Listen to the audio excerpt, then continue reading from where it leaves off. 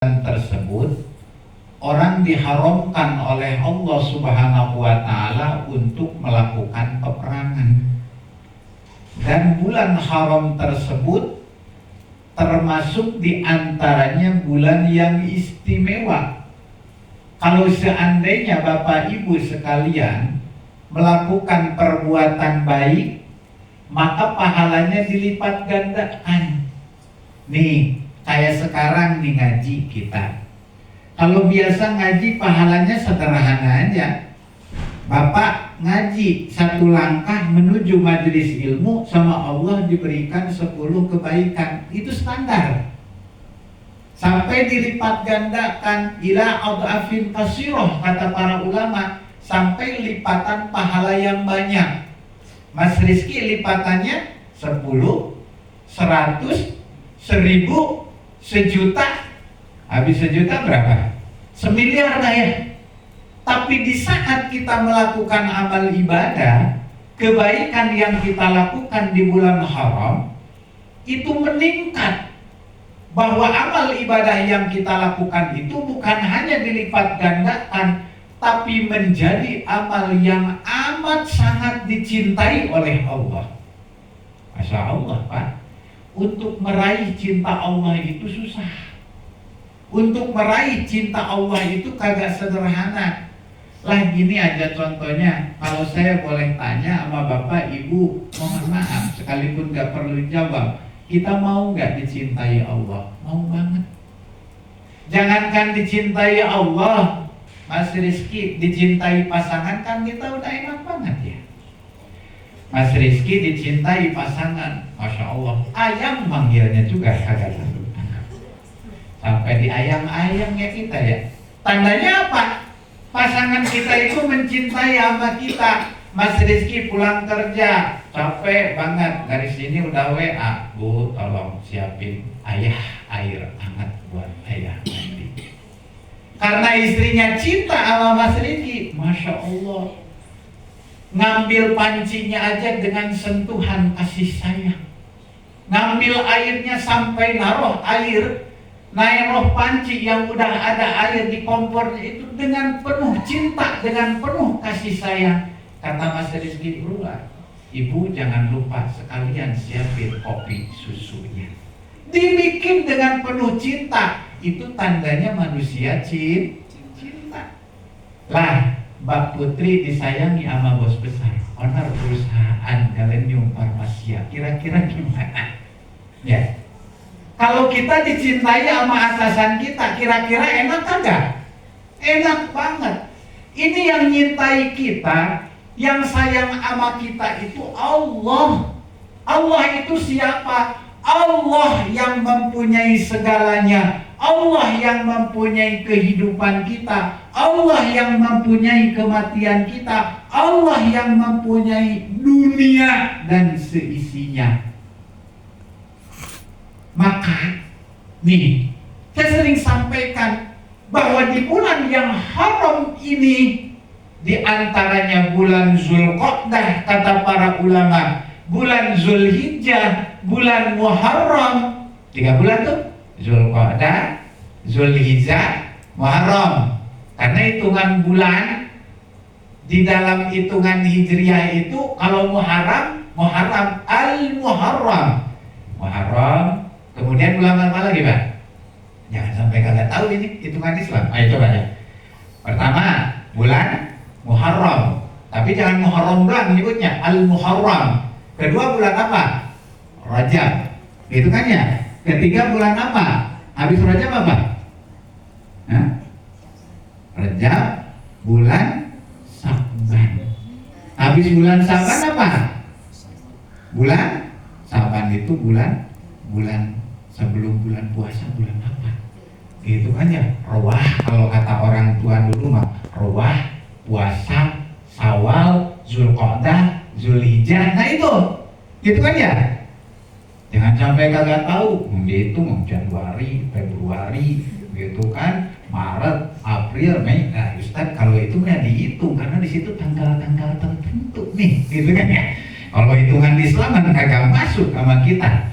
Nah, Bulan haram itu kata Allah Subhanahu wa ta'ala begitu amat sangat istimewa. Di saat kita melakukan amal ibadah, tingkatan amal ibadah yang kita lakukan itu statusnya menjadi naik, jadi amal yang disayangi dan amal yang dicintai oleh Allah Subhanahu wa ta'ala. Ini saya sampaikan di sini, Pak. Di bentar lagi kita akan memasuki bulan Zulhijjah. Bulan Zulhijjah itu apa? Bulan haji dah. Kalau bulan haji, bulan Zulhijjah itu kata para ulama sebahagian ada yang berpendapat bulan Zulhijjah itu secara status ada ulama yang berpendapat lebih mulia daripada bulan Ramadan, Mas Rizky. Kenapa bisa demikian? Karena di bulan Zulhijjah pertama nih, bulan Zulhijjah ada puasa. Kalau bulan Ramadan kagak ada Lailatul Qadar. Nih, yang istimewanya bulan Ramadan itu karena ada Lailatul Qadarnya, karena ada Al-Qur'an diturunkan di situ, karena ada perintah puasa diturunkan di situ. Kalau seandainya bulan puasa kagak ada Lailatul Qadar, kagak ada perintah puasa, kagak ada nuzulul Quran di situ, maka bulan Ramadan itu tidak dikategorikan bulan yang melebihi tingkatan keistimewaannya dengan tingkatan-tingkatan bulan haram yang lainnya. Kalau di bulan Zulhijjah ada ibadah haji, karena ibadah haji itu hanya sah dilakukan di bulan Zulhijjah. Orang boleh nggak ibadah haji di bulan Safar? Kagak boleh. Kalau umroh nggak boleh. Orang boleh nggak ibadah haji di bulan Rabiul Awal, bulan Maulid? Boleh nggak? Kagak boleh. Ibadah haji itu hanya dilakukan di bulan Zulhijjah. Mulia karena ada ibadah haji. Kedua, puasa ada di bulan Zulhijjah. Ada, Pak. Mana? Kata para ulama, bulan Zulhijjah itu ada satu hari yang dimana kalau seandainya kita melakukan puasa di hari tersebut, namanya Yaumul Arafah. Yaumul Arafah itu tanggal berapa? Tanggal 9 bulan Zulhijjah. Orang, kata Nabi, yang berpuasa tanggal 9 di bulan Zulhijjah, Allah hapuskan setahun dosa yang telah berlalu. Allah hapuskan dosa setahun yang akan datang. Orang puasa sehari tanggal 9, dosanya setahun ke belakang dihapus, setahun ke depan diampuni. Coba bayangin, berarti kita punya stok ampunan dosa. Tapi jangan mentang-mentang kita punya habis puasa tanggal 9 bulan Zulhijjah, kita mau muat maksiat aja, kata Mas Nyantar pulang kerja mau mampir aja ke Melawai ke situ misalkan. Itu kan ya jangan. Kata Nabi maksudnya apa? Setahun dosa yang berlalu diampuni, setahun dosa yang akan datang diampuni oleh Allah, karena orang yang tanggal 9 melakukan ibadah puasa dengan tulus, dengan ikhlas, dengan lillahi ta'ala, hati orang tersebut akan dibersihkan oleh Allah. Bukan berarti dosa yang akan datangnya bisa kehapus. Ya tetap aja, misalkan kalau seandainya kita habis puasa nih, habis puasa tanggal 9 bulan Zulhijjah, selesai puasa kita ngambil sendal orang, misalkan, tetap aja jadi dosa. Artinya apa? Kata para ulama, diampuni dosa setahun yang akan datang itu. Allah Subhanahu wa ta'ala membersihkan hati orang tersebut. Di hati orang tersebut tidak ada sedikit pun kecenderungan untuk melakukan perbuatan dosa. Karena kecenderungan melakukan perbuatan dosa itu pasti ada ya Mas ya. Ada nggak kecenderungan melakukan perbuatan dosa? Ada Pak. Ini saya ya. Saya kadang-kadang di hati itu ada aja Pak Putri ya. Pingin aja melakukan perbuatan dosa. Lagi suntuk-suntuk ini mah enaknya dah. Kita main tuh sono. Itu hati kita begitu.